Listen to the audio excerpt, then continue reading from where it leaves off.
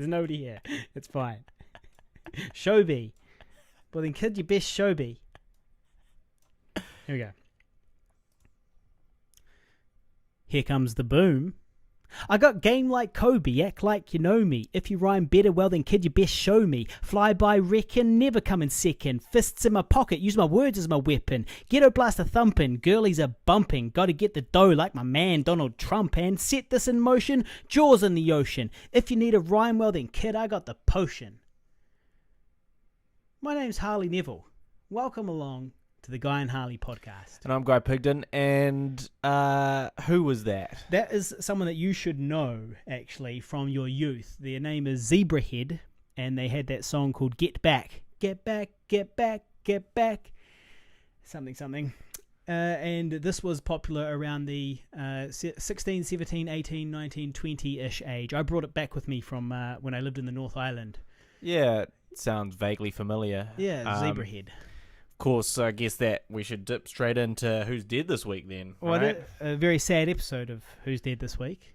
Kobe Bryant, among one of the greatest and most famous basketballers of all time, next to probably only Michael Jordan in sort of notoriety, died in a helicopter crash the other day. And died along with one of his daughters, I believe. Yep, that's what I heard. And some other people too, who will be footnotes in history and we will never mention, because unfortunately being famous is more important than a life. You'll be listening to the Guy and Harley podcast. Don't worry about that. That's the end of the show, guys. See you later. So that's the end of the show, guys. Just a quick one. We just wanted to touch on the Kobe thing, and then we're wrapping it up. We're all done. So that's the end. So a lot of technical issues today. We've had a lot of tech issues today. A lot of tech issues. Couple things about that Kobe thing. Obviously very sad. He seemed altogether like a super nice guy, and obviously an amazing talent that was great at something. Which is more than many of us can say about anything in life. Yeah. Now, I believe that he did not travel with his wife, and they never traveled together in helicopters. For this reason. For this specific reason, because he himself did not trust helicopters. Right. So they had a rule that any time any of them were going somewhere, they would never go together if it was like a helicopter flight or potentially a plane flight. Right. And so, the irony of that, he was right not to trust helicopters. Yeah, well, I mean, he saved her life. If you think about it, he saved her life. He with did. that rule.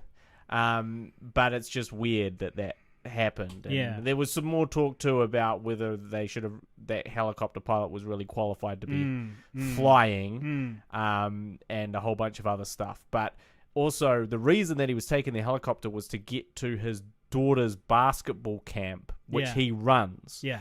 And the reason that he took the helicopter, LA traffic. Right. It's not like it's that far. It's not that far away, right? Yeah. So again, the irony is that his wealth and success was the very thing that killed him. Yeah. I mean, it was the helicopter bad piloting or whatever, or malfunctioning or whatever, but had he not reached that level, he wouldn't be. He'd be like, "Fuck! Well, I'm stuck in traffic. Well, I guess I just gotta suck it up like the rest of these fucking poor plebs." But no, he's like, "I'm Kobe Bryant. I'm catching helicopters to my shit now. Save some time." And sadly, that was his downfall. Yeah. Well, lots of plebs die in traffic every day too. So you're not wrong. He could have died from the traffic years ago. And look, the reality is, they always talk about this, but I'm sure that even statistically in helicopters, you have more chance of dying in traffic than you do in a helicopter. Probably, I'd say that's. I would imagine. Safe. I'd say that's pretty safe. So R.I.P. to Kobe Bryant. Yeah, I guess he forgot that it was Michael Jordan that could fly. I'm gonna let that one sit for a while. There's some pretty bad taste memes going around the internet. If you're familiar with Harley Neville and what he likes to do when we talk about a tragic event. If you've heard this show before, a tragic event and someone dies, he likes to make a joke at their expense, some would consider in very poor taste. Yeah. That sort of basically makes fun of them for dying. But it's only for rich people that I don't know. All right? So I've got a rule. Yeah. It's just for rich people that I don't know. Yeah, I mean, it doesn't matter that they're a human being too. No. Human beings die every day, and I'm not sad about it. They die literally every day. Somebody died during this very podcast. Absolutely. A lot of people died during this podcast, actually. None of us are crying. The listeners aren't crying. You're not crying. Nobody's crying. Hey, look, suddenly Kobe Bryant dies. Everyone's fucking crying. Yeah, well, I'm just saying. I'm an egalitarian sort of hater. He was an exceptional human being, though. Well, so the most people that die aren't exceptional human beings. Well, okay. But I mean, look, he was exceptional at his sport, but he was still just playing a sport. Yeah. I mean, that's pretty good. Yeah. So rest in peace. R.I.P. Kobe. I mean, to be honest, I missed the whole Kobe thing. I didn't know who he was. I mean, I've heard the name Kobe Bryant. Yeah. But I liked basketball. In the late 90s. Yeah, and he was around then. Yeah, he was just starting there. Yeah, but he was kind of starting, and I think when he was starting was when I was losing interest in collecting the cards and all that stuff. Yeah. I scored a Michael Jordan one day, and when I opened it out of the package, I fucking stubbed the edge. You dipshit. I literally opened it so clumsily that I stubbed the edge of the only Jordan I ever got. Your stubby sausage fingers are so stubby and disgusting and fat. They just immediately fucked it up for yourself. Yeah. Wonder how much. I imagine that would be worth quite a lot of money. Well, it'd be worth a lot more if I kept it. And didn't stub it. And if I had it right now. What did you do? Did you sell it? I sold it to the guy in the shop, and he gave me less because it was because you fucked it. Because I stubbed the corner. But can you remember how much he gave you? Well, I mean, it seemed like not that much to me at the time. $40? Maybe if I was lucky, but it might have been $20 or something like that. But he was probably just ripping me off too. Like, he was just like I was just like a dumb kid. And I sold it to him. I don't know what I did with the money. Or maybe, yeah. Spend it on $1 chips at the chippy shop down the road. Yeah. I also like the old Scottie Pippen cards. I was a big fan of the Scottie Pippen back jam cards. Yep. Well, Scotty. Yeah, the best one I had was a Magic Johnson card. Right. Yeah. He was a player. He was a player. Had Larry Bird as well. Yeah. So. What else has been going on? So we went and saw 1917 last night. Yeah, now, for my second time. This is my second time seeing it. Guys first. So I've already sort of had my say on it. What do you think? So I gave it like a 4 to 5 stars out of 5, or 8 or 9, 10 out of 10. And I really enjoyed it. And then the second time I went. To be honest, it was just as good for me as the first time. I was like, nope, this is pretty solid. I wasn't like, no, actually, this kind of sucks. So what did you think? Well, I have to give it 5 out of 5 stars. Oh, that's good. Now, for me, the level of cinematic artistry on display in that film was something you might say was quite unparalleled. Yeah. And has not been seen prior. No. So basically, for people that don't know, the idea of the film is that it's shot in one continuous take. Now, of course, it's not really shot in one continuous take. There's bits where they cheat cut and you don't know, and they trick you. But this time, I did keep a few eyes out. More like the first time, I didn't look out for cuts at all. I didn't care. Didn't want to see them. Yeah. Whereas the second time, I was like, okay, let's have a wee look and see when they're doing their cuts and stuff. Yeah, I probably saw like maybe 5 or 6 that I could see where they probably did it. Yeah.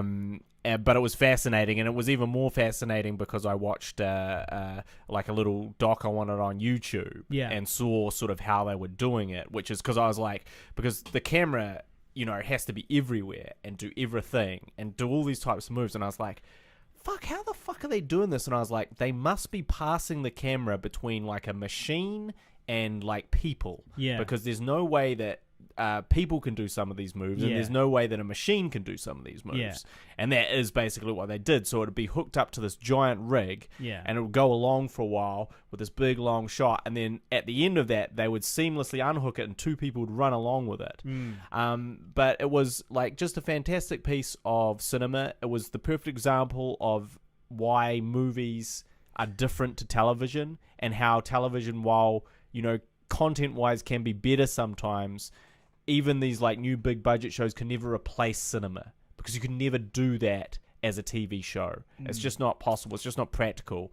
But what is so great about like sort of doing these continuous one shots is essentially you're removing to some degree the artifice of filmmaking. Yeah. It feels like you're there way more. And you're removing all the tools that we as filmmakers have to cheat. Like, because that's the thing. Filmmaking is a big lie. Filmmaking is, how do you create the illusion of real life through a series of cuts, through a series of different camera angles, through the story, through all of the stuff, and you have all these tools and cheats to do that. Like, for instance, in the zombie film, we need a shot of blood splattering onto a character who's going to die.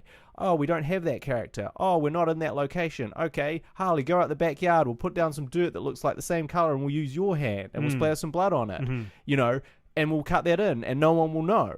Until they see my stubby sausage fingers. The stubby sausage fingers may give it away. Yeah, they're like, that character did not have stubby sausages like that. But that's the thing. The character was kind of stubby. He was. And sausage-like. Yeah. So it was actually perfect. You could believe that the stubby sausage fingers were a perfect match. Again, the illusion of filmmaking. Exactly, yeah. That's a good point. And so, we can do that. But they're saying in this film, like, no, we don't have that. We can't set up big lights anywhere because we're going everywhere. Yeah. And so they had to do all these things, which makes filmmaking the very hardest it can possibly be. Yeah. And also to, compare back to the zombie film. I tried to do some of these one-ers in the zombie film. Yeah. Which is, a one-er is essentially one continuous long shot somewhere. I remember these one-ers wasting all my acting time. Yeah, because I've got to wait for the one shot to work out somehow. And guess what? And I get 2 takes at the end of it. And guess what? They didn't fucking work. Yeah, well, that was the thing. Because that's the thing. Like, everyone has to be on point. Everyone has to be doing their job, beautifully, exceptionally, all at the same time. Whereas normally you can go, he fucked his line there. Cool, we'll cut to another angle then. The camera got bumped here. Oh, that's cool. We'll use a different angle for that one. Oh, the sound is a little bit fucked here. Oh, that's no worries. We'll use a different take. So you have all these ways that you can sort of create the illusion that they didn't have, which makes them creating that illusion far, far more impressive. And not just that, though. It makes you, because the camera's constantly there and they've kind of got nothing to hide. They can't hide things and cuts and stuff like that. And every second is kind of accounted for, more or less. You're really on the edge of your seat. You're like, well, I could leave now to go for a piss, but I'm definitely going to fucking miss something. Because it's all happening. Yeah. We got Sly Will on the live stream. Now, speaking of the live stream, we've got a new camera, looking good, right? So if you are listening on the podcast later, you want to check it out, come along to Twitch and search for Pigville, and you can check out our new live stream camera. We're still working. We're still making it look nicer. It's not that great definitely not a finished. It's not finished product. But if you were to look right now, you would see the camera is way nicer. You can really see each individual hair follicle on my shoulder. Yep. So yeah. Pigville, YouTube, Twitch. And Sly Will says, one-ers are just fucked to sort out. Yes, they are. I've experienced that. I pretty much gave up on one-ers after attempting one-ers. And this film is a fucking one-er. Although we did do a lot more in Harrow, I will say. The Revenant. And The Revenant, shout out to The Revenant, he says, because that is full of one-ers as well. But he spelled Revenant still wrong the second time, right? Yeah. Well, close enough. Yeah, but we get what you're saying. We get what you're saying. Yeah. So anyway, that is another good. If you want to look, so Birdman, which is also by the same director as The Revenant. Yeah, he's kind of the one-er dude. And then Sam Mendes, who directed 1917, has just come along and fucked up his shit. Right. He's basically just come and taken a big dump on that. And said like, you thought your one-ers were good, son. Check this out. No. How about a whole fucking film? No. Check out these a World War I film with action in it. Yeah. Let me throw these one-ers at you. Little things that I loved was like, things that you don't see in regular movies as much is like, for example, at one point, a character ends up in the water and he's doing some swimming and he's in a uniform. And he later on comes out of the water and he leans against a tree. And actually, I think this was literally the second that guy left to go for a piss. Yep. And he leans against a tree, and he sort of slides down the tree to relax at the bottom of the tree. And it's not the main focus at all, but you happen to notice, if you're looking, that he has he leaves a big wet smear down the side of the tree as he sort of slides down the tree to rest. And that's because he's just been in the water. And it's like, that water is there because it's literally he's just been in the water. He literally just climbed out of the fucking water. Yeah, they didn't go and like spray him with some water before the take and get him to lean against the tree. They give him a he was spritz. wet because 2 minutes earlier in this long as fuck shot, he was in the water. And he's still wet 2 minutes later. And it's like, it's cool. It's very cool. And also, obviously, we're talking from a technical standpoint, but the acting, the characters, all very believable, all very well done, really, really good all the way around. So, but a fascinating film, and I'd recommend any people that appreciate pure cinema. Guy had only had 3 hours sleep, and he joked that he was going to fall asleep. It was it wasn't a joke. I thought there was a high chance. And I was like, at one point, I kind of looked over when you had your head like resting against the back, and I was like, would he be asleep right now? Yeah. But I didn't even bother to glance my eyes over because I was like, there's just no fucking way. I was glued. I was like, there's just no fucking way with this action that's happening right now in one shot. There's just no fucking way. I've never been more switched on to I'm sure I am, but equally switched on maybe. But I've never been more engaged. There was definitely my eyes were not drooping. I was like, man, this is good. I'm on the edge of my seat. Neither was his penis. My penis was 100% rock hard. Not drooping at all. Rock solid. Fully erect for the duration of the film. Yeah. And, although slightly uncomfortable, you got to appreciate good filmmaking, man. Well, if you're not getting boners over good films, what are you fucking doing? So what's wrong with you? If you do appreciate our opinions are good. We of that film, I mean. So go and check it out. I reckon. I highly recommend it. If you're on the fence, if you're wondering whether you should see it or not, because also you should see it. Also, this is the film that filmmakers like. This is a monumental occasion too, because this is the first time. Like, it's rare that you'll go see a film one time. Yeah. Me personally. Yeah. Right? It's so rare that I'll see a film one time in the cinema. Like I will if it's a war film or a good-looking sci-fi. I'll do it. Right. I'll go along. But to see it twice is unprecedented. It is. Do you know one of the last time I saw a film twice in the cinema? Phantom Menace. What? No. I'm just guessing. Why would you guess that? It's like you don't even know me. No. Well, I'm not even a Star Wars fan, I really. saw Phantom Menace like 5 times, so I assumed that it was possible. No, I saw it once, and I was like, all right, we've got it. No, look. Pod racing. Titanic. I saw Titanic twice in the cinema when I was 14.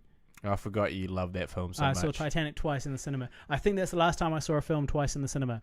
And we all know... I'm 36 now. And we all know which part of that you were rock hard for. The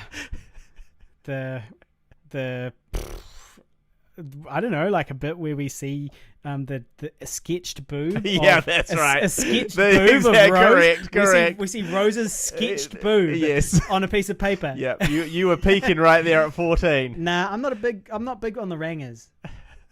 Not big on the rangers. She wasn't really, was she? She's a flaming ranger. No, it's in my blood. Like, I should like them. Maybe that's why I don't like them, because they're too closely related. They're too closely related. And it's a part of yourself that you hate. I'm Scottish. It's a part of yourself that you hate. Yeah. Cool. So you liked that. That's good. Now, Older. We should talk about Older a little bit. Now, Older is our second feature film. For those that don't know, if it's your first time joining us here on the Guy and Harley podcast, we made a feature film. It's called Older, and it is hopefully what's in the final stages of post-production, and we're really just slogging along and trying to get it across the line, and kind of, just really wanting to wash our hands up. Nah, like, it's coming out soon, and well, we are wanting to wash our hands of. We want to move on of the completion of it, at least, So it's out there. It's out in the world. But not wash our hands as in disassociate. We just want it to be out in the world. We get that fucker done. Get that fucker released. Yeah. And so anyway, that film we've been offered a sales deal. We're talking to lawyers. We're paying lawyers' fees reluctantly. We're going to be, and we have recently, just the other day, applied for finishing money for it to try and get it finished. and we have also had our world premiere. And you might ask, well, how can you have a world premiere when it's not finished? Yeah.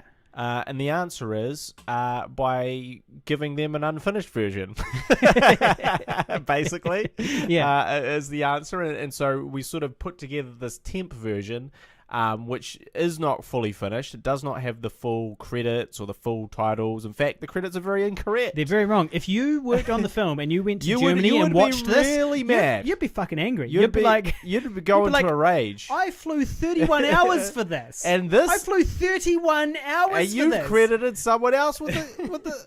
Are you serious? But anyway, so it is sort of playing. We don't know when exactly. I guess we could work it out. Is it played yet? No, it's played. It's finished. Oh, it's done, mate. It's done. When I posted it, that's why I said in my post, I said had, not has. Oh, right. It had played earlier tonight, as in it had played earlier tonight. Even though it was morning when I posted it, it was night over there. Oh, right. So I kind of said it played earlier tonight. I don't know. So we're just waiting for the awards to come in for that. Well, the reviews is what we're really waiting on. Like, the reviews are going to come in at some point. And, are they going to be good? Are they going to be bad? Are they going to be in German? And we're going to have to translate them? That could happen, right? That could. What's disturbed me, obviously, about this particular festival? So normally we get selected into a film festival. You'll get a whole bunch of journalists to go, hey, can we see a screener? Because we'd like to review it. Yeah. That has not happened. Right. I mean, I don't know if that's true. I feel it's like true of the zombie film. No, but I feel like it was because we hyped it and we emailed people specifically and stuff like that as well. Like, there was some behind the scenes, contacting of people. Absolutely. And so on. We approached some people, but absolutely we had heaps of people approach us for the zombie film. Yeah. Well, the other thing too is that it's that same problem though, which is that the zombie film is a genre film. It's a horror. It's a niche horror film in the sense that it's a zombie horror film. So it's a very niche audience, and those niche audiences are the passionate ones. So that's why you're looking for those passionate niche audiences when you're trying to create content online and so on. And so those reviewers were keen because it was that specific niche that they love, or just horror that they love. Whereas this one, being a drama, well, it's a little wider. But also, to be fair, they literally have no idea. They don't know that it's out yet. This would be the equivalent of reviewers wanting to bang down the door after the very, very first screening of Zombie Holocaust. Like 5 hours or 10 hours after or 20 hours maybe after the premiere, the world premiere. To be fair, and this is a very small festival. Yeah, I believe. Well, we haven't been there. We think it's we don't know. Yeah, I mean, we're speculating, but yes. So that's it's out. Man, well, it's sort of. No, it's not out. It's out. It's out in that festival. It's screened once in that festival, and it's going to screen twice more. Yeah, it's got 2 more screenings. So if you happen to be in Landsberg, Germany, is it Landsberg? Yeah, it is. I got it right this time. Yeah. It's also weird because we had all these sort of events. It's screening twice more. We probably could have got there. Yeah, I couldn't have. I couldn't have done it financially. I mean, I thought that I was sort of gearing up for I thought about it for surgery. Yeah. Which was going to be around this time, and I was like, "There's no way with the surgery that I can do it." Yeah. And that surgery is now looks like it's being postponed to at least April. Yeah. Right. Slow Will does ask. Well, hang on. We'll get to the feedback there, because I did. We want to keep on sort of talking about all these festivals and so on. I did share the good news today on Facebook that it had its world premiere, and I tagged you in it and so on, and I made a war joke. And fell a little flat. Is that what you? No. I mean, the whole status got a lot of likes so on and so on. But when I made that war joke, so I said that tonight that the film had its world premiere in Germany, but that Guy and I couldn't make it, unfortunately, because of the strong anti-air defences based along the Siegfried line. That's a World War II joke. It's a World War II joke, referring to 1944 when they fell back to the Siegfried line. The Germans did. You'll notice that didn't get many laugh reacts. There was one, but it was from a filmmaker that I respect. So it's okay. So he got it. Of the 93 people, the 100 and something. 100 something people, one laugh react. One laugh react. But to be fair, if you've got to choose between a laugh react and a love react, when somebody's made, a sort of an okay joke, if you even get it, the obscurest joke in the fucking world. Okay, so someone's made a super obscure joke. Yeah. But just say you do get it, you're going to hit love over ha because you're saying, I love that your film has had its world premiere. Yeah. So, of course. And it did get a lot of loves.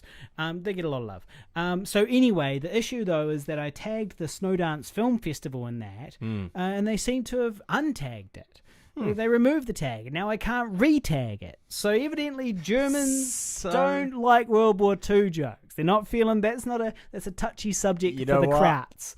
That was a real bad move. Well, especially and thinking about just like obviously in context. Yeah. Well, so I've got no problem with the joke. But I didn't make the joke on the older Facebook page, only on my personal one. Yeah, but which one did you tag them? Both.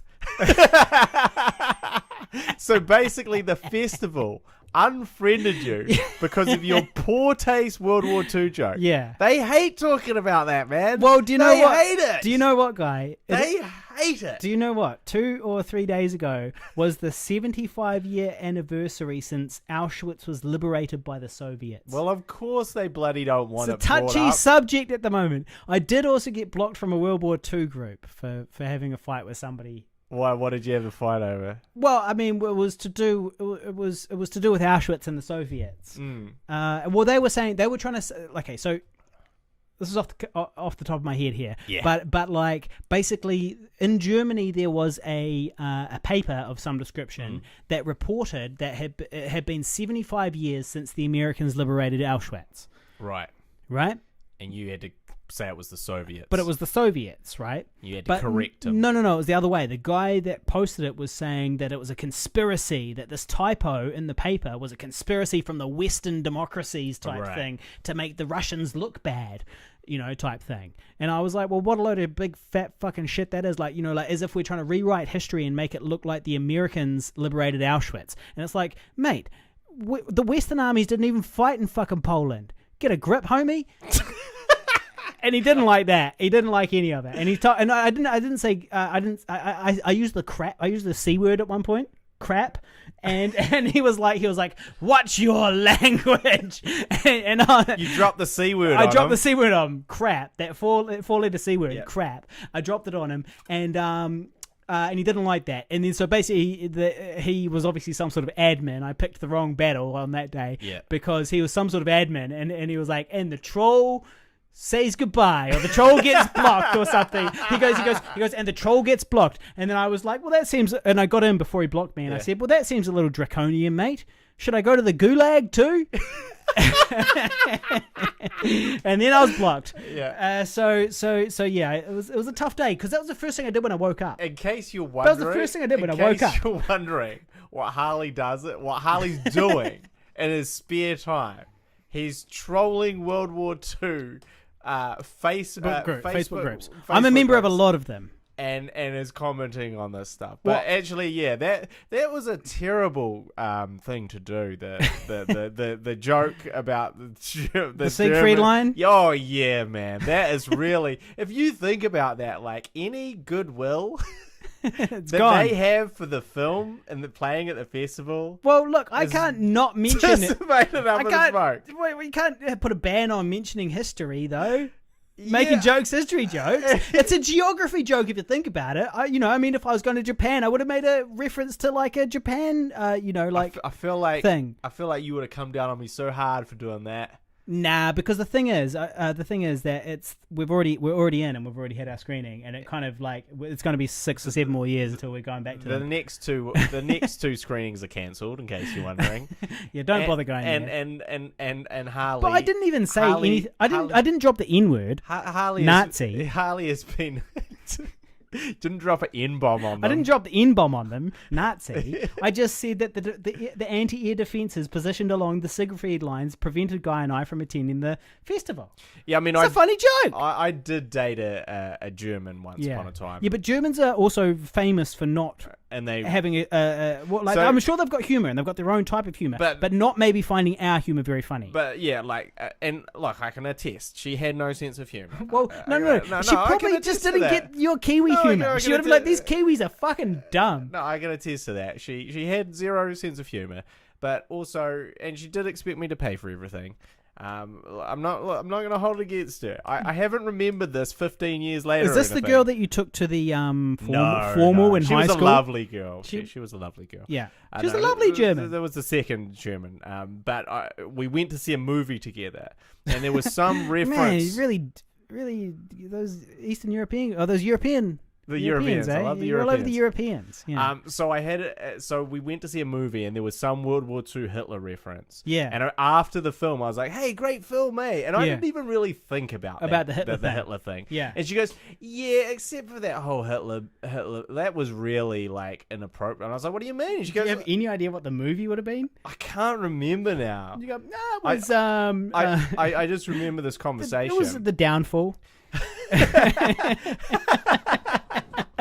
Little World War II movie joke for the World War II movie buffs out there. Yeah. Now, for anyone wondering what The Downfall is, we should say... No, but they must... Well, okay, they don't know the name. No one knows it. So The Downfall is all about Hitler. Like, it's literally... The whole film is from Hitler's point of view. The whole film. Now, it wasn't that film. But okay, but... But can we just say... It's the Hitler film... Yeah. Downfall. Yeah. Everyone will know it on YouTube, where basically Hitler has a meltdown. Yeah, it's become a meme. And they've put all the different subtitles in. So it's about the PS4 release, it's about this, it's about that. And basically they're just subtitled in anything, and it's Hitler losing his shit. Yeah. It's great. So I recommend checking that out. But no, it was not Downfall. It was literally just like a little section that made reference to World War II, and she was really... hung up on that, and she's like, "Yeah, we just really, it's been however many years, like let's move on from it." And I was kind of like, "Well, yeah, but you can't really, you still gotta, yeah. I mean, you gotta acknowledge that shit, yeah. Like it's you can't pretend it didn't happen. Yeah, and that's really what they want to do. Yeah. And so what you have done, yeah, is almost committed a war crime of your own against this film festival. Yeah. The thing is, though, that I personally, even though, despite being like a big World War II enthusiast, I don't have any issue with the Germans or any of the axis of evil. Look, my only issue with the Germans is they have no sense of humor. And so it got nothing to do with the war. You know, we moved on, but yeah, I don't know. So anyway, I like the Italians, the Japanese, and the Germans equally. I like all of those nations. Nowadays, you know, yeah, I like them all. Well, I'll give Japan the edge for several reasons.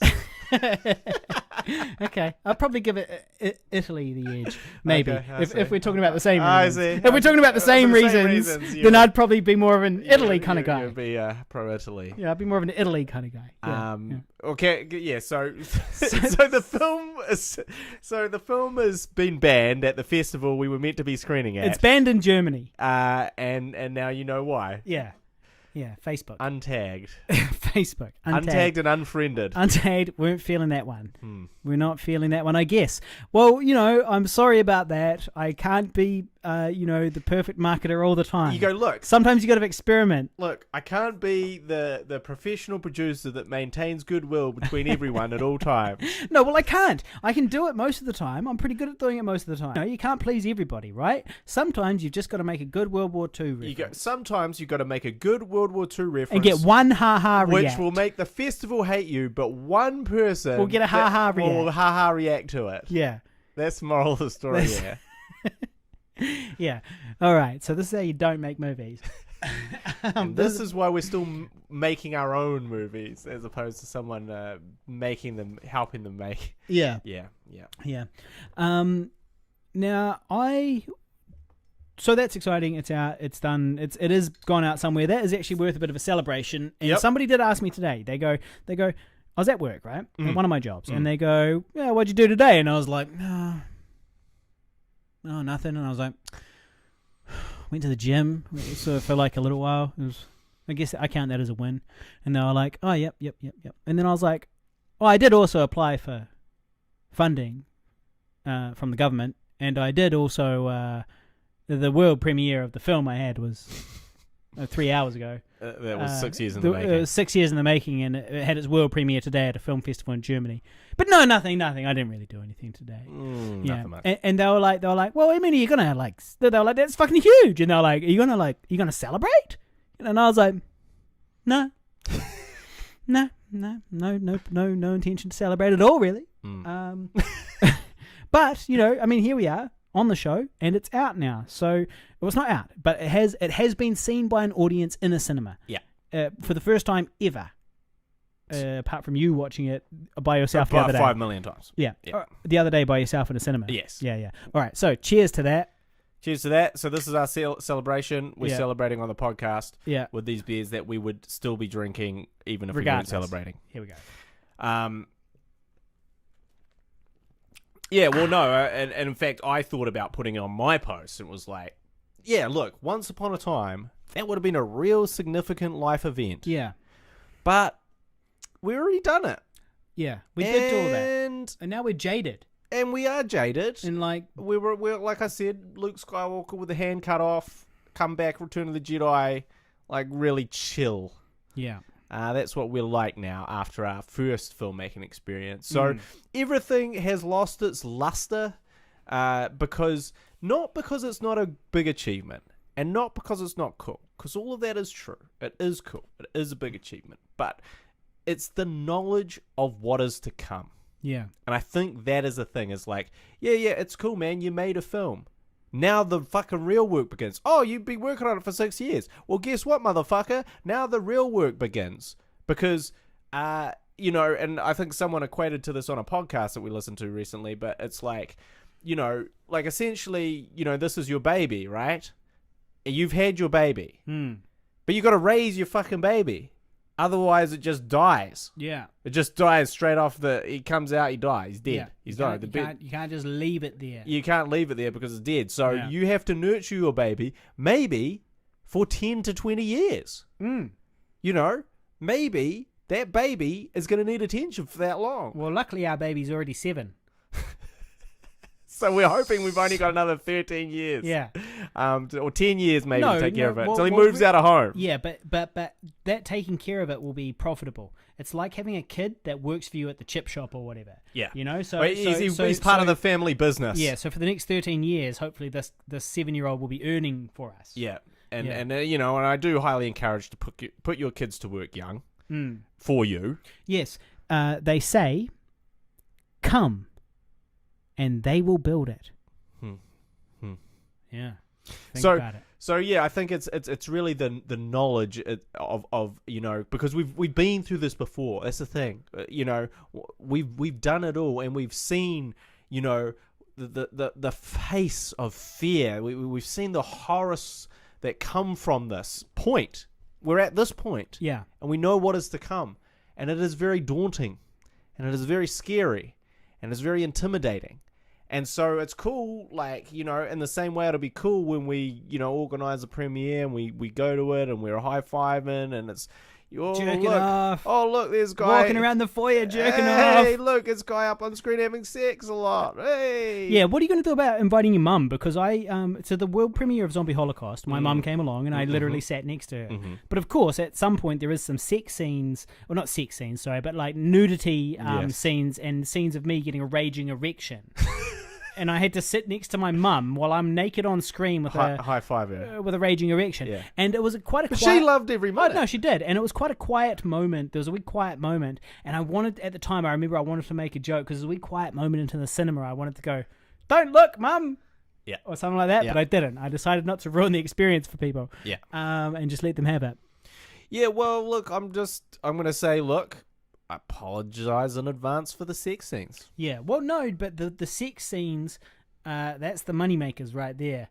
You got to have those. No, look, sex is important. They're totally required. Yeah, they're absolutely required. These are what make this film, I think, a little bit unique as well. Yeah, look, that's what I set out to do. I was like, the problem... Yeah, I remember the plan. The problem with love stories and the problem with, when people hooking up and all that stuff is when you see it on screen, it is not the way it is in real life. Yeah. And not at all. Not enough farts. I mean, yes, there's farts too, but I was more thinking of the there's the awkward sex, that doesn't really, like, how many times have you had awkward sex? You mean there's another kind? Exactly, right? Wait. It's meant to change at some point? And then also you have the good sex. People say it gets better, but then they never get back to me to try it. They never come back and try it again. So they say it gets better, but I haven't experienced yet to prove that. Yet to prove that. So anyway, my idea was that, like, hey man, like, let's depict that kind of start of a relationship. What is that really? How does that look on screen? Let me film it. Yeah. And so, I'm very, like, it went a bit too far. Just throw that around. Just throw stuff away. A few beers. So, like, I wanted to show all that because I thought that it is true of relationships, and I wanted this be a sort of a truer version than your sort of generic how to lose a guy in 10 days. Yeah. So yeah, but that is a problem because, like, now I look at that stuff and I'm like, I've got to watch that with people. Yeah. Well, I've removed myself completely from. It's not even me up on the screen, really. Yeah. That's how far removed I am from it. Like, it's not like I shot this yesterday. No. I shot this 6 years ago. Yeah. So it's not like I'm like, oh yes, that was me yesterday. Remember 6 those years ago? 6 years ago in 2013. So I'm like, hey, like, and also there's the thing is, like, I have a very hard time, when people look at me, they may see me and my character as the same person. For me, I don't see that. I've always seen that, like, there's always kind of been this shield between myself and the character. Of this thing is like, this is this dude, and this is me. I'm a director, I'm a writer, and I'm telling this story, and I happen to be this character in this film. But it's not me. But I don't think really many people are going to make that distinction. And so that I don't really know how to deal with. Well, you'll just have to deal with it the same way every other actor does, which is harden the fuck up and sit in a room full of, 150 people looking at your butt. Nothing you can do. Literally nothing you can do about it. That's what's going to happen. Yes. That's what happened last night. Yeah. Let's assume that screening was almost full or full. Let's just assume that, because why not, right? We know it screened in a festival. We have no idea how many people showed up. It was on the other side of the world. We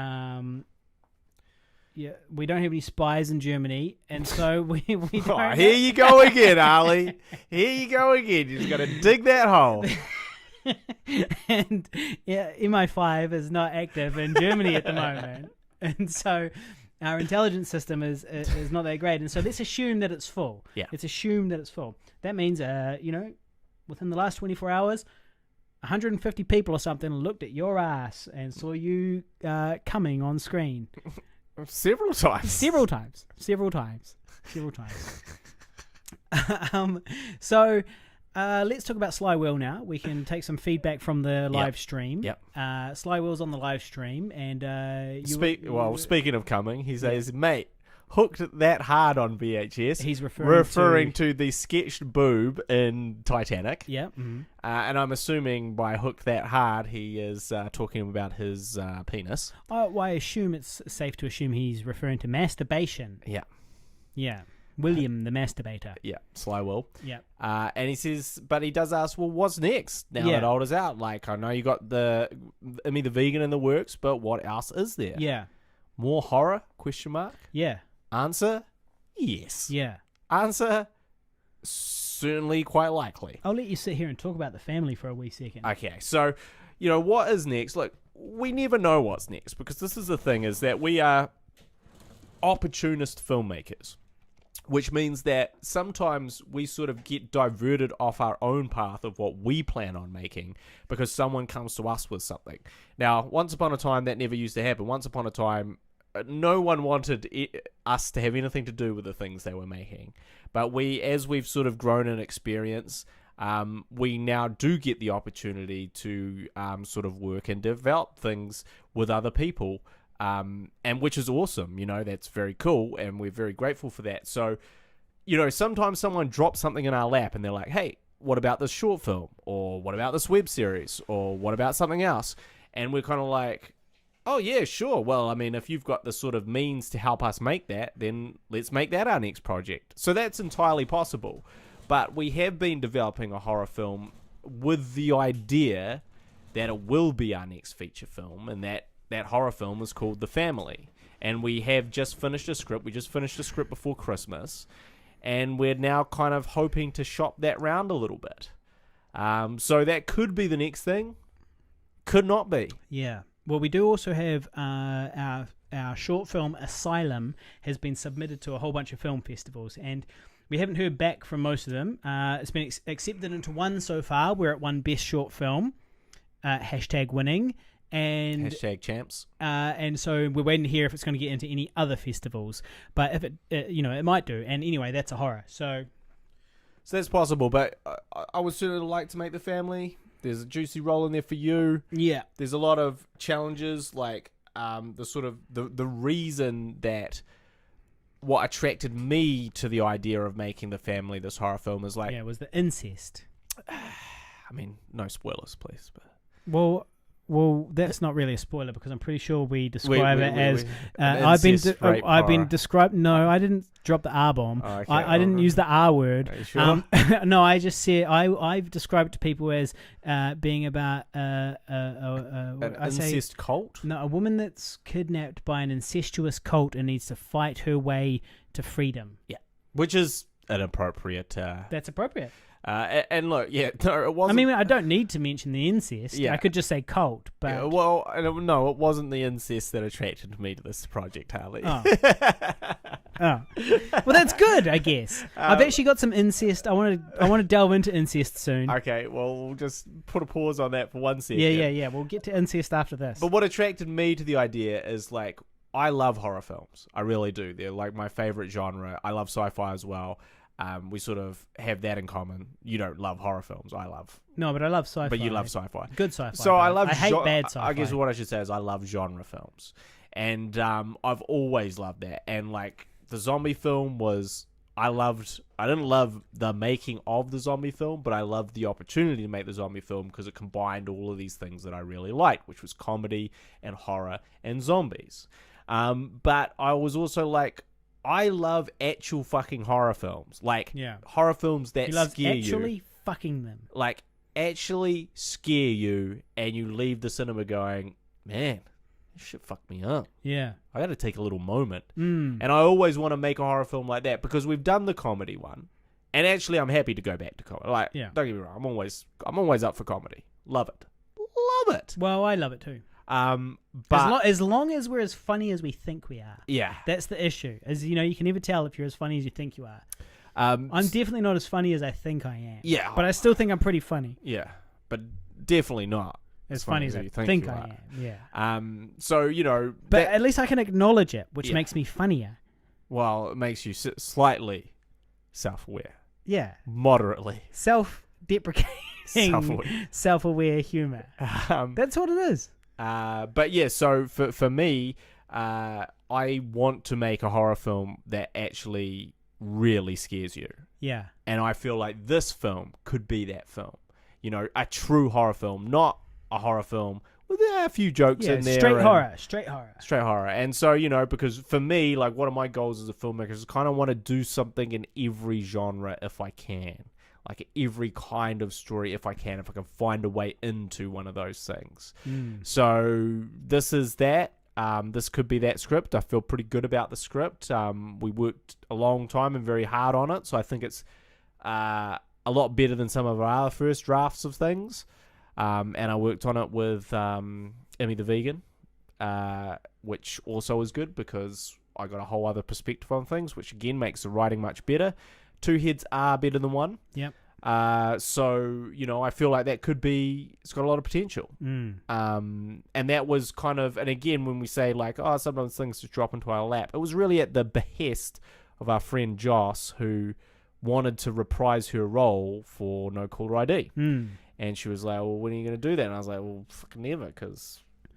You know, other things. Well, yeah. And then she's like, well, what if you sort of made this a priority and we helped out with it and we tried to get it over the line? And it's like, and there's the thing also, we're trying to make things that we could make if for nothing we have no money and what can you do within those constraints? That's fine. I to write within those constraints is a great challenge, and to write and apply all those things you've learnt working within those constraints and doing it better and better is a great challenge. And I feel like this could be that as well. So it's not a film that we need $10 million for. No, but that being said, how much was I asking for? 100 to 150,000 US. That would be nice. What we were thinking. If we could get 100 to 150,000 US, we could make this movie in New Zealand easy and make it good and make a good film. And so that was part of my Operation Get Laid in LA. When I went to LA, the plan just a code name. Code name. It's a technical, strategic code name. Code breaking and so on. It's a World War II joke. Yeah. If you break it down, it's a World War II joke. And so anyway, the thing I was saying about that was that I went over there in order to sell older, but also this idea that maybe we could make some connections and get that 150,000 to make this movie. And I did have a few promising leads, and I actually got a letter from one of the production companies, from one of the sales agents, saying that if this film was made, that they would distribute it, and then we can use that letter. Letter of intent. It's a letter of intent to distribute. So we can now use that letter to apply to other places like the New Zealand government and so on, the Film Commission, and see. There's no guarantees, but we can apply, and that helps to be able to say, look, we've got a letter from a sales agent saying that, or a distributor saying that they'll distribute it. It's actually a requirement of funding now. Right. And so there you go. And once upon a time, I was like, so we crossed that bridge. I was like. Normally, I burn bridges just to light my way. Well, normally you burn bridges just to make a World War II joke. Yeah, normally I only burn bridges once in a while, but when I do, it's for a World War II joke. It's to make a super obscure World War II joke that one person gets. Yeah, well, I mean, who doesn't know about the Siegfried line? And the Germans that you deeply offended. Yeah. Yeah. Well, the problem is that I haven't had that much connection with Germans, and despite reading a lot about them. Yeah. And so I'm really awkward around them. I'm really awkward around the Germans, And it's like that episode of Fawlty Towers, isn't it? It's kind of like that. I don't know. I haven't seen it. You don't remember Fawlty Towers? Surely you've seen that. I've heard this name, but I remember the guy who's got a silly mustache and that's in a hotel or Basil something. Fawlty, yeah. Yeah, but I don't really... I remember, but I don't remember. Basically what happens, and again, I highly recommend this show. It's a great show, timeless in the way that Seinfeld is timeless. So in this episode, some Germans are staying at the hotel. Yeah. And he's sort of making a point of trying not to talk about the war. Yeah. And obviously, inevitably, gets into talking about the war to the Siegfried line. To the point where he's walking around doing the Heil Hitler and all this stuff because he loses the plot. Yeah. In doing so, and it's fucking brilliant. Yeah. So, highly recommend Fawlty Towers. And by extension, what you're saying is that I'm fucking brilliant. Harley's jokes. I am fucking brilliant, and my jokes are brilliant. I'm as good as Fawlty Towers. John Cleese. Yeah. So anyway, that could be the next project for us, I think. Maybe The Family, but, who knows, because, we'll see. We never know. We'll see. Shout out to Jeremy Howson, long-term listener. He's an original Filthy 50 listener. Now he's in a long-term relationship with his podcast. He's in a long-term relationship with the Guy and Harley podcast, and he is a Filthy 50 listener originally. Don't read my notes. I'm not. Good. And but now we're up to the Sexy 160. It was the Hardy Hundy, then it was the Filthy 50, and now we've got this kind of bonus episode, which is the Sexy 160. Well, we've gone up by 10 listeners. Look, we had to move on. We were on the Sifty 150 for like literally 3 years of this 5-year podcast. And I would like to point out as well, actually, that we were going to do a podcast a little while ago. We did do an episode, but that episode was actually meant to be on a particular date, and that particular date was the 5-year anniversary of the Guy and Harley podcast. So we've done 155, this is our 155th episodes of the Guy and Harley podcast, but in 5 years. Right. So that's still not bad. It's still not bad. We're only 2 years behind. It's still not bad. We're only 2 years behind in our weekly goal. Oh, well, no, I think it's way more than that. 52 times 5 is 250 something. So we're 100 episodes down. compared to it being weekly. That's probably bad maths. Anyway, look, doesn't matter. Jeremy Howson, shout out to Jeremy Howson. He's an original Filthy 50 listener, but he bought one of our new T-shirts. Yeah, and the one he wanted to buy was the Sifty 150 listener one, because he didn't want people to know how long he's been listening to and enjoying the dick and fart jokes and dad jokes. The dick fart and dad jokes. He didn't want people to know how long he's been enjoying them. So he bought the Sifty 150, not the Filthy 50. Yeah. But all of them are available on, if you go facebook.com/Guy and Harley, scroll down a little bit, you'll see the link there. It's on a website called smartapparel.com. So if you went smartapparel.com and looked for Pigville, you'll find all the t-shirts. You can buy your own. And if you're on the live stream, you can actually see that I am wearing the tank top, as the Americans would call it, or the singlet, as the Kiwis would call it. Well, I know they would call it something different. The Americans call it... No, the Kiwis would call it something different. Well, the Kiwis would call it a wife beater. Correct. They would call it a wife beater, but I called it a wife beater in front of a woman, middle-aged woman who was a producer one time. And I said, I see where... Now, it seems to be like a little bit of a... You're saying it's a bro code, is what you're saying. Well, you're saying it's not actually the Kiwis that say that, it's a bro code. No, what I'm saying is you seem to be saying the wrong things to the wrong people as a producer at these... pivotal moments. Mostly I say the right thing at the right time. Yeah. But I'm just 99% perfect. Okay? Yeah. I'm a human being, Guy. I'm only 99% perfect. Yes. Now, so I said to this producer who I'd been acting in something that she produced, and in that thing I was wearing singlets, and in that thing I said, well, can I keep these other two wife beaters? These other two leftover wife beaters? Because there was two leftover wife beaters that I wanted. They fit me. Yeah. You know, it was part of my costume and we didn't use them. And I was like, can I have these leftover wife beaters? And she goes, these leftover what? And I was like, singlets. But singlets for me are for children. Right? A wife beater is for a man. A singlet is like something you put on a child. Yes. But I guess it is a singlet. So anyway, us misogynistic male Kiwis should not refer to the singlet as a wife beater. But it's because people that wear singlets beat their wives. And it's also paying tribute to the great New Zealand film Once We're Warriors, where he wore a wife beater and beat his wife. I feel like that's... Is that where it came from? Well, I don't know if that's where it originated. I feel like it was before. It was there before then. But to me, it's synonymous with Jake the Muss, the wife beater, and that's why it's called a wife beater, because he beat his wife while wearing his name was Jake the Muss, and you get it. Yeah, I get it. So if you go along to Twitch we're not or condoning YouTube, it. If you go to Twitch or YouTube, you can look at the live stream, and you'll be able to see both of us wearing black singlets. Yeah, I mean, whatever that means. I don't have the appropriate one on because you haven't given me mine yet. No. So anyway, look, I'm wearing the Hardy Hundy. Why? How come I haven't got mine yet? Well, you're not allowed yours yet, and the reason why is I'm holding them back from you. Right. And the reason why is because I want to keep them fresh for the photo shoot, because we're gonna do a photo shoot. These are items that we need, you know, and we want to keep them looking fresh and good for the photo shoot. Yeah.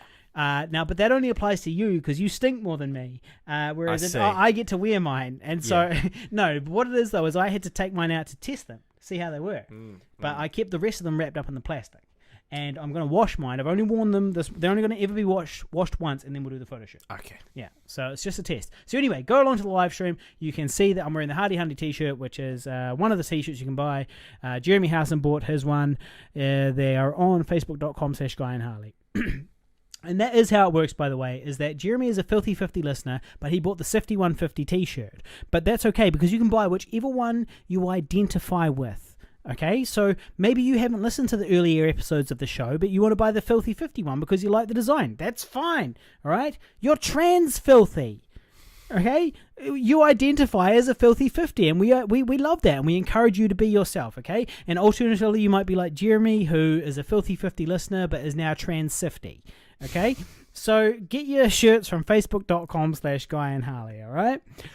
Now, while we're sort of talking about t-shirts and so on, I did also want to delve into a bit of listener. Well, it's not really listener feedback. It's a message that I got on Facebook. Yeah. A weird, creepy message. Cool. From one of my long-term Facebook followers. I mean, to be fair, what's new? Okay, but this one... Okay, let's read this one. So, basically what happened was I've got a lot of beer lover followers who enjoy listening to the show and watching the videos and so on because they admire my pelt. They're pelt lovers. Yeah. Now, I got a message on Facebook from a particular pelt lover who's going to remain anonymous. Yeah, I mean, that's not all they want to do, though, is it? Well, obviously, I am a sex symbol. Yeah. Can't be a sex symbol without the sex. They obviously want to have sex with me. They want to fuck you vigorously. They want to fuck me vigorously. And to be honest, that puts me in a powerful position. I now understand what it's like to be in charge, within the matriarchy, to be able to walk around and knowing that people want me. Objectified. But I'm going to use it as a type of leverage. Which right? Many women also do. Well, many people do that, yeah. So, anyway, he messaged me and he goes, it's a bit of a long message. You ready? Yeah. Harley. Now, we had been talking online a little bit beforehand, the occasional message over the however many years, and not very long ago, he messaged me about something. I replied with a dick pic or whatever, and then in that conversation, I mentioned that I had a brother, and he said, then this message came out of the blue. He goes, Harley, I'd love to see a picture of your brother. Any chance of me getting one? I have this incest fantasy, not about my family, but with other people's relatives. The truth is that my last relationship, I had a three-way with my boyfriend and his brother. Now, unfortunately, that's a real rarity. I don't mean to be a disrespectful perv. I know that you're unattainable, but when you mentioned that you had a brother last chat, I got really turned on. I'm horned up at the moment, and I feel the need to confess my twisted fantasy. I hope you or your brother are not offended. After I saw you on film, you went from just being a hairy stud status to being a starfuck dream. You're so cool about your gay fans. I just had to confess. I know you're not some sleazebag guy. That'd be my role, but I actually turned down a porn career at 29. Anyway, I love the sound of your voice. It's a very pleasing tenor/tone. And you're a bear, and I can't help myself. Is there any chance your brother's gay? That would freak me out. Just a picture of him, just to drive me to distraction, Can you send me that? Woof. Anyway, I hope I haven't overstepped my boundaries. I treasure chatting with you, by the way. I treasure chatting with you. By the way, have you seen Jojo Rabbit? It's my current choice for Best Picture of the Year. Loved it. Ciao. So that is a message that will remain anonymous. But that was a Facebook message that I received about me and wanting a picture of my younger brother. Now, my brother is 20, so he's not a child. No. But he is my younger brother. I'm in my 30s. But, look, here's what's interesting. Here's what's interesting is that he said he enjoyed the tenor of my voice. Now, okay, sure, maybe he's just watched the movies. Yeah. But he might be a listener to this show. He could be a member of the Sexy 160. Yeah. For all we know. So anyway, look, if you're listening, mate, to be honest, man, I feel you on that incest thing.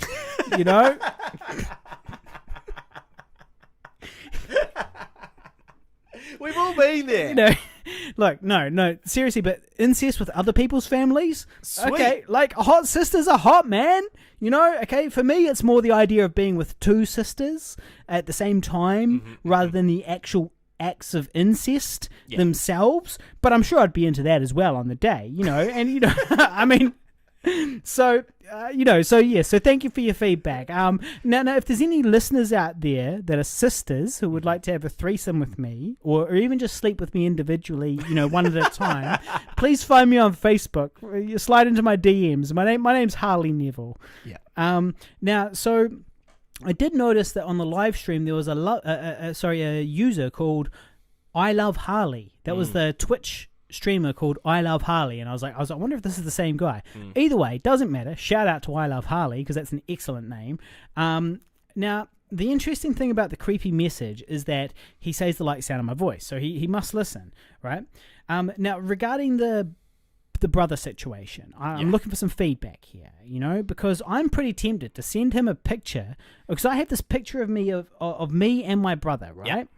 Now, I could send him this picture and I could say, look, man, all you got to do is sign up to my OnlyFans. That's $5 a month. Give me a $20 tip. I'll send you a picture of me and my brother. No problem. I've made $25 from sending him a picture, right? Yeah. Now, it's possible that I'm giving the game away here, because if he is indeed listening, then, he's going to hear this. But look, the particular picture I'm thinking about is actually already publicly available on the internet. It's already out there. It's out there. So my question for you, Guy, and for the listeners is, should I sell pictures of my little brother to a pervy old man on the internet for $20? Should you whore out a photo of your brother so that this man can masturbate furiously to the thought of you both? Yes.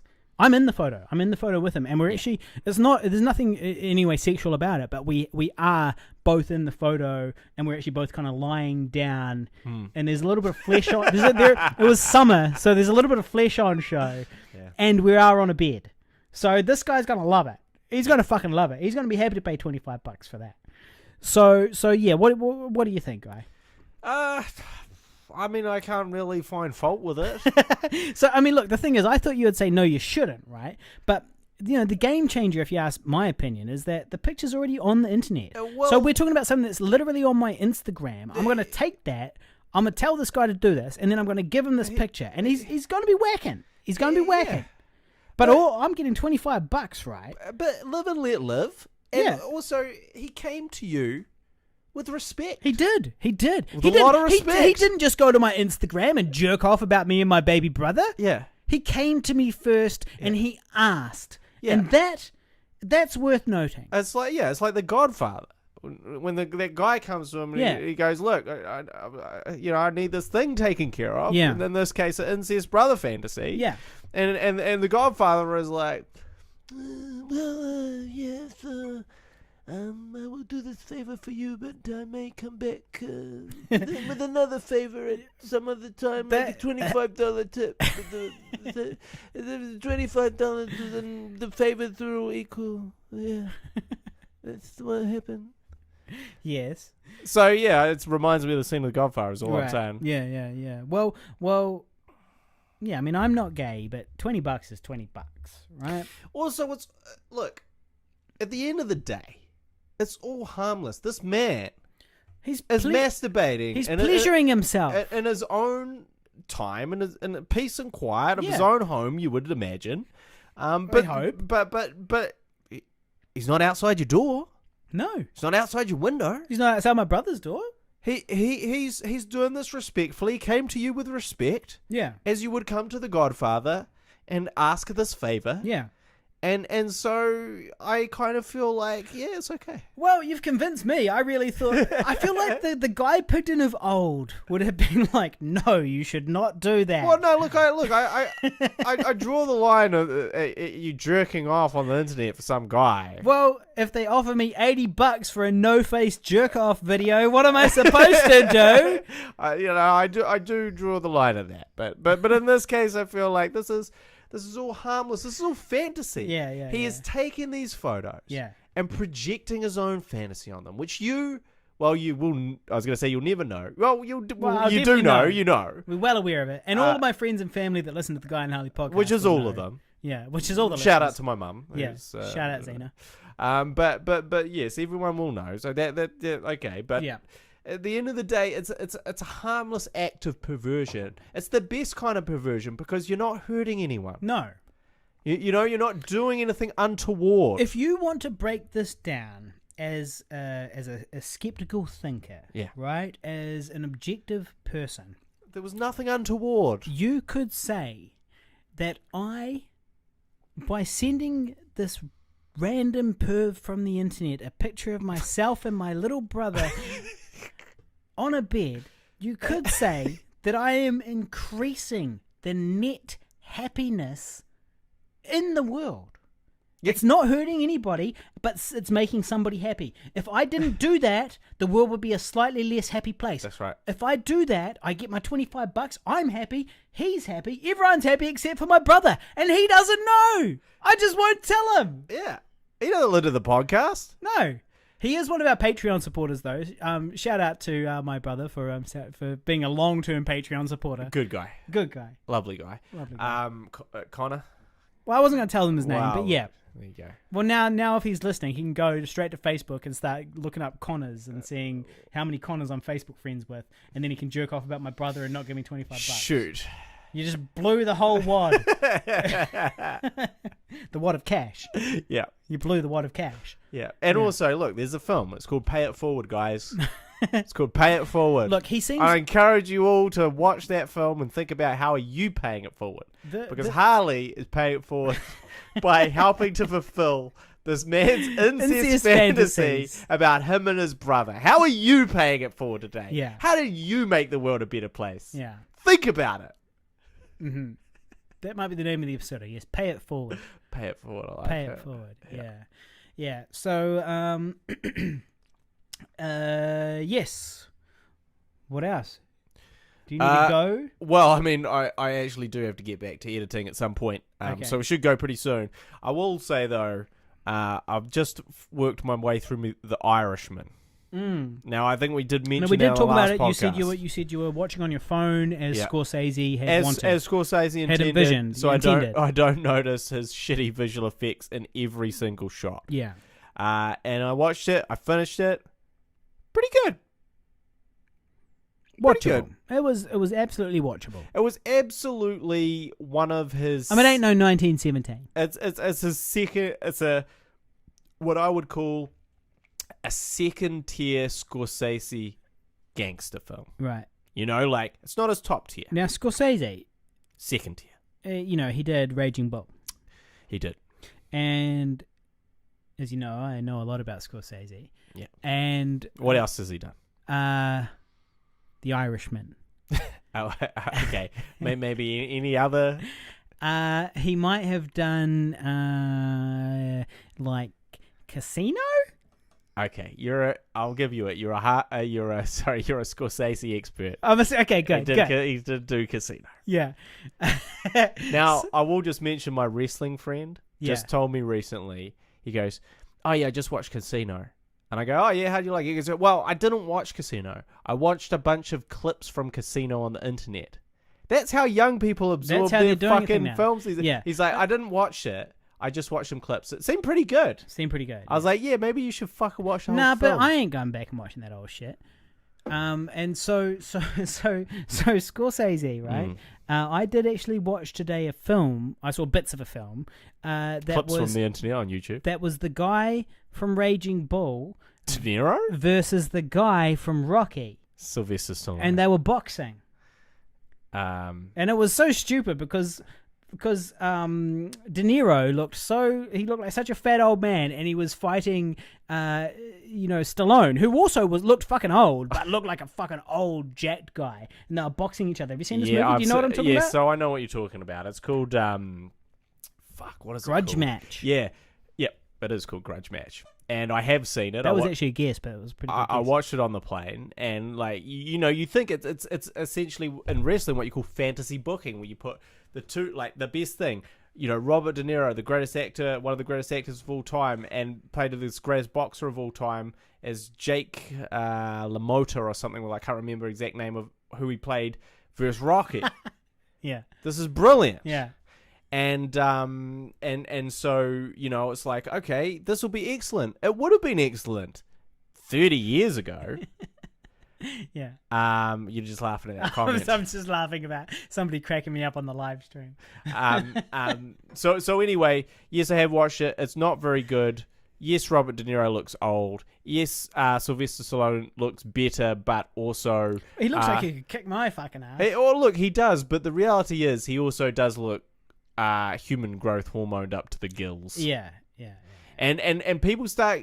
That's the thing. If you take some of these supplements to kind of maintain your physique, because this is reality. When you get old, you can't stay in shape the way you used to. Like you can't. It's not actually possible. Seems to be working for me. We're not at that stage just yet. I'm afraid, my friend. Wow. But you 30s you don't have the testosterone. You don't have the certain things. So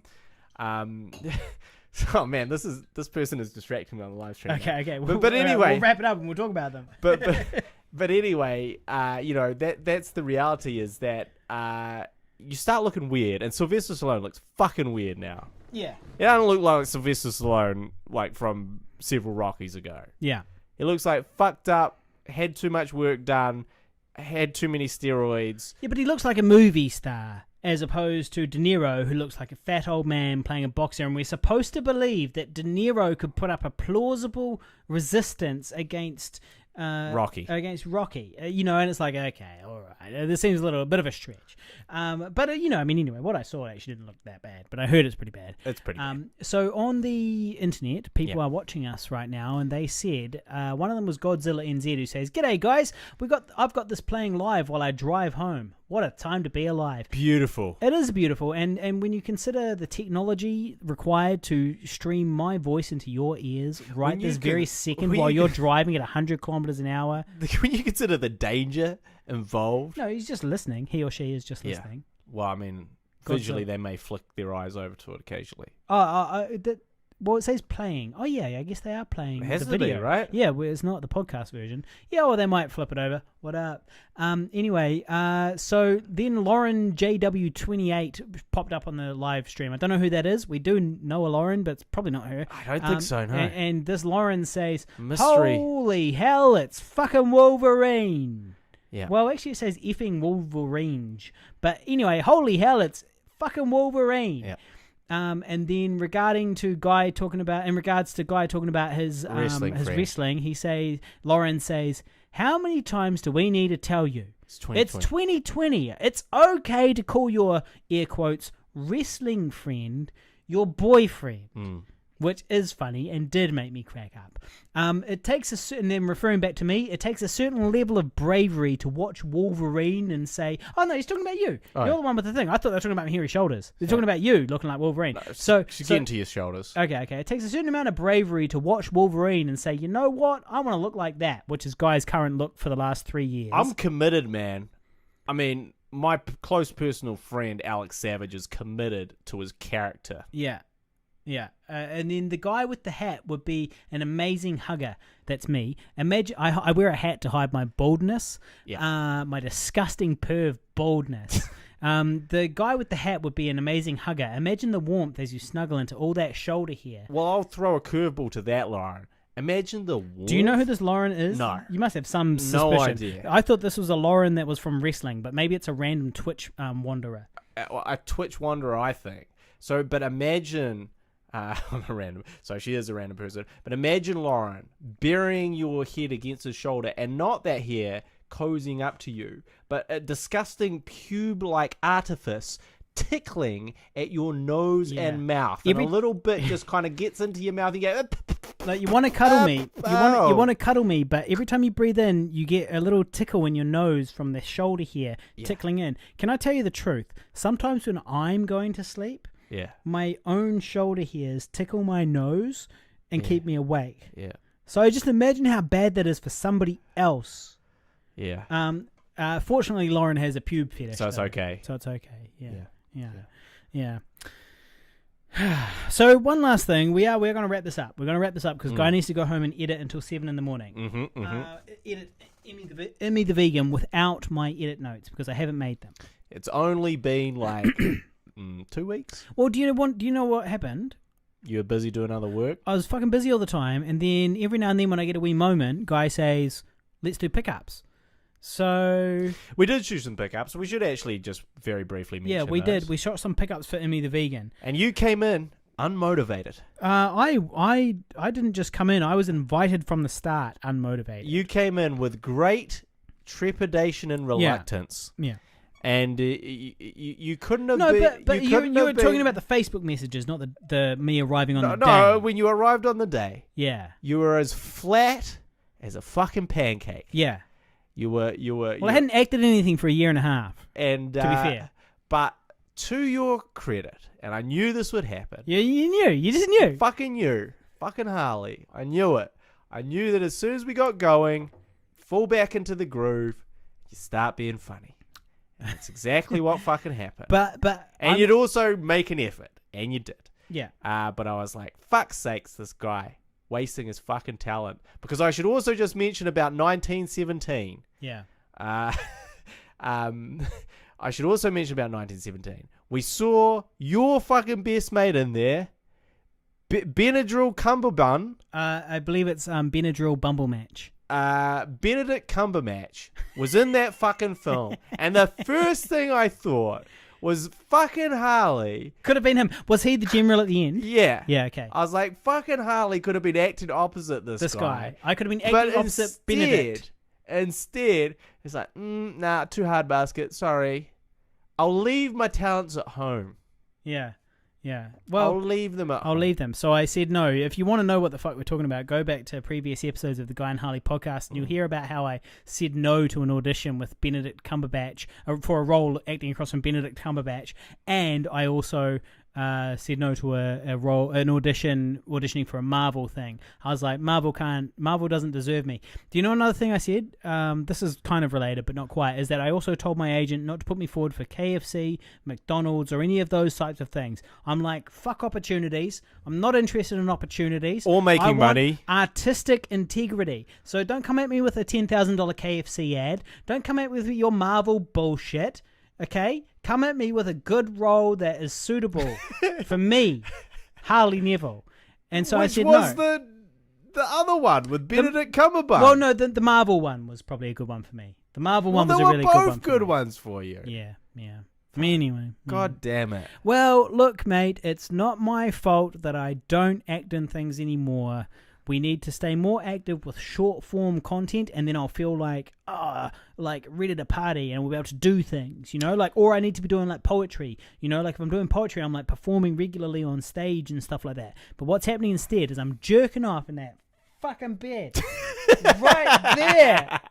Just jerking off in it all day. Yeah, well, look, I am not the architect of your demise, Harley. You're not the architect of my masturbation. Yeah, this is the thing, is that I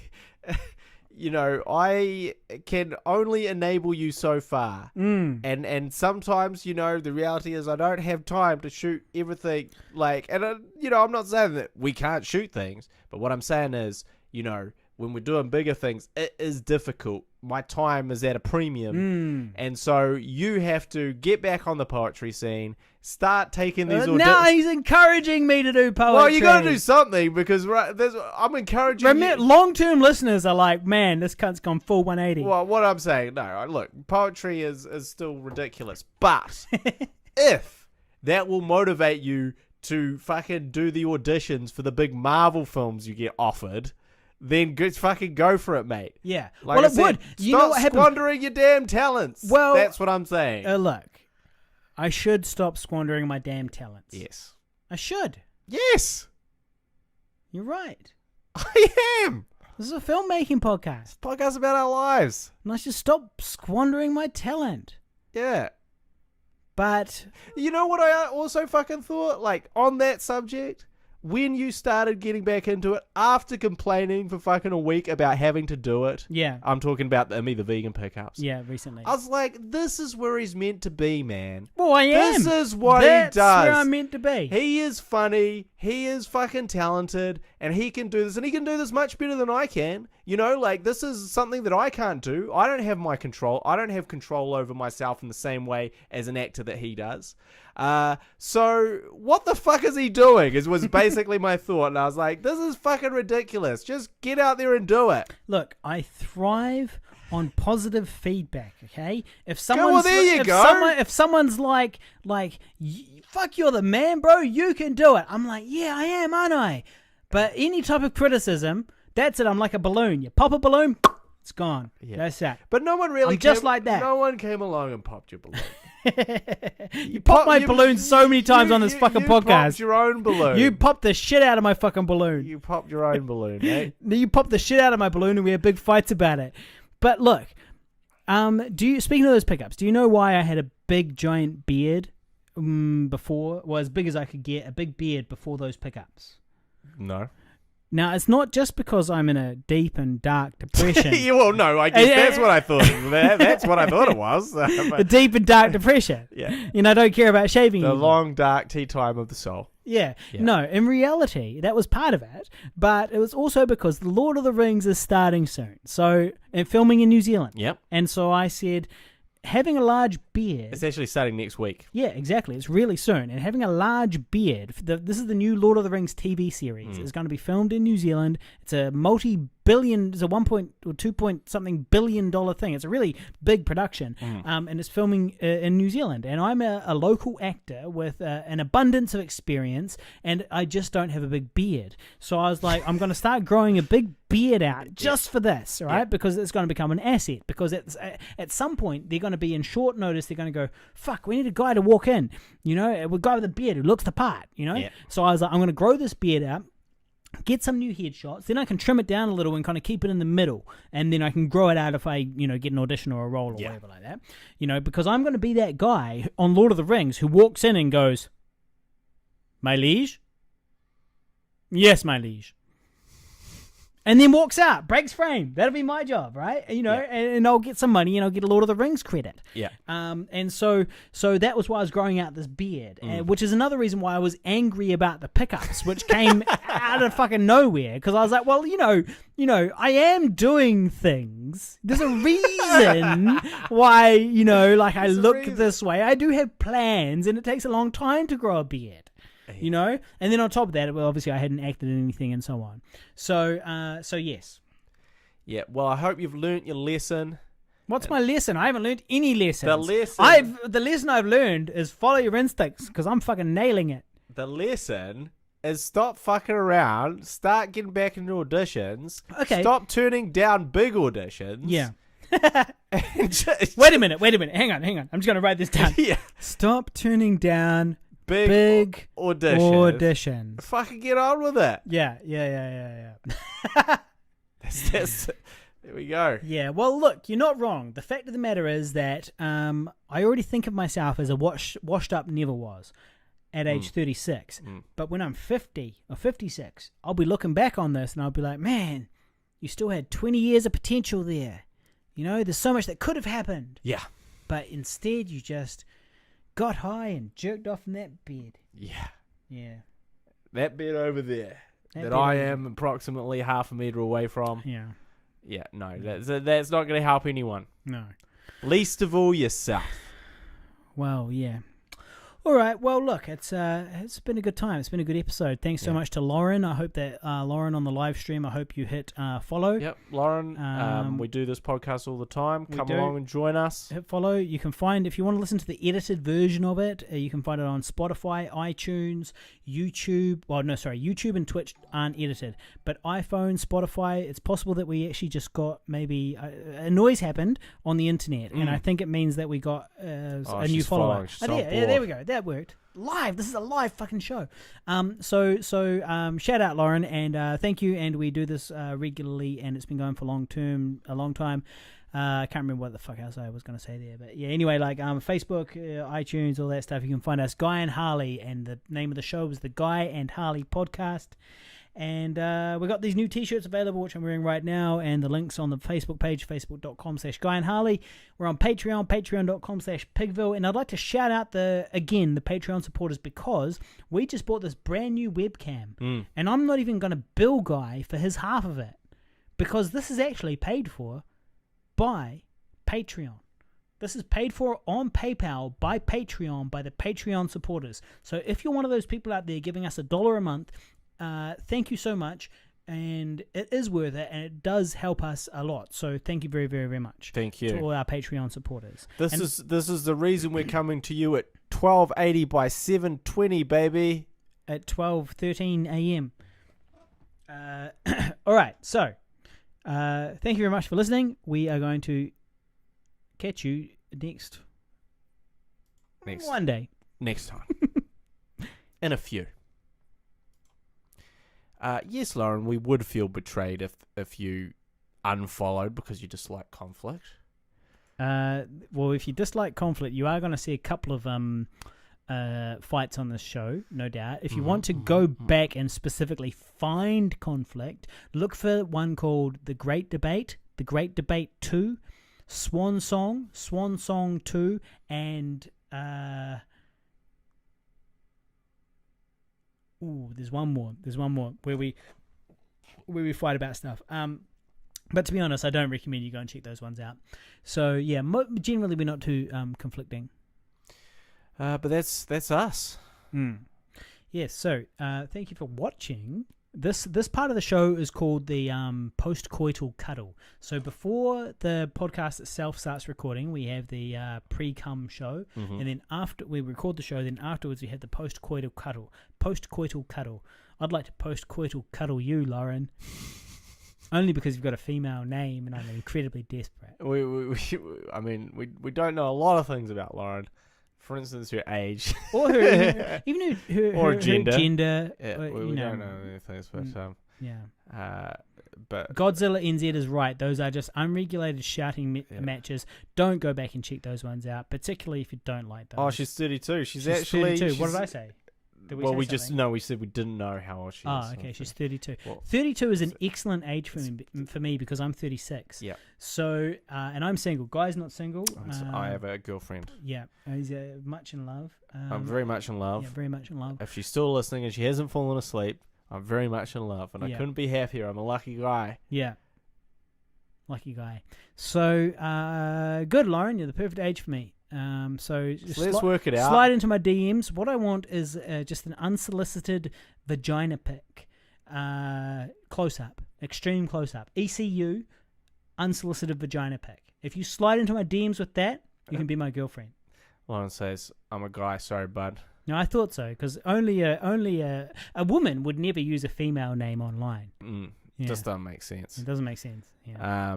So anyway, so is it unsolicited dick pic you're after? Well, in no, this instance? I'll accept it, but I'm not after it. But I'll accept it. Yeah, with gratitude. Yeah. Well, I do appreciate the fact that they're putting themselves out there. Yeah. And I hope Godzilla NZ is almost home. Yeah. And stay safe out there. Keep driving. If you're looking for something to keep you occupied for the next little while, if you're on a long trip, you're looking for something to keep you occupied for the next little while, go back and look for the episode where we drove to Whitianga and we did an episode where we were driving and recording a podcast. That's a true road trip episode. We were returning back from Whitianga. Yeah. Well, Lauren is actually trans. Well, that's cool with me. I'm cool with trans. But had to transition back, which I don't know anyone that has done. No. But I'm open to the idea of trans. It's not the penis that I have an issue with specifically, but I'm open to the idea of trans. I'm just not attracted to like a big burly man. I don't want a big burly man hugging me. That looks like you. Yeah, like a hairy, but I mean, I don't have a specific issue with the penis itself, you know? So if you identify as female, if you look female, behave, feminine and smell female and all of these things, hey, look, I haven't tried it, but, let's experiment. Let's just have a go. See what happens. Full dude again. Oh, I've gone full dude. That's a shame. Another one lost. All right, well, on that note, I guess we'll get the fuck out of here.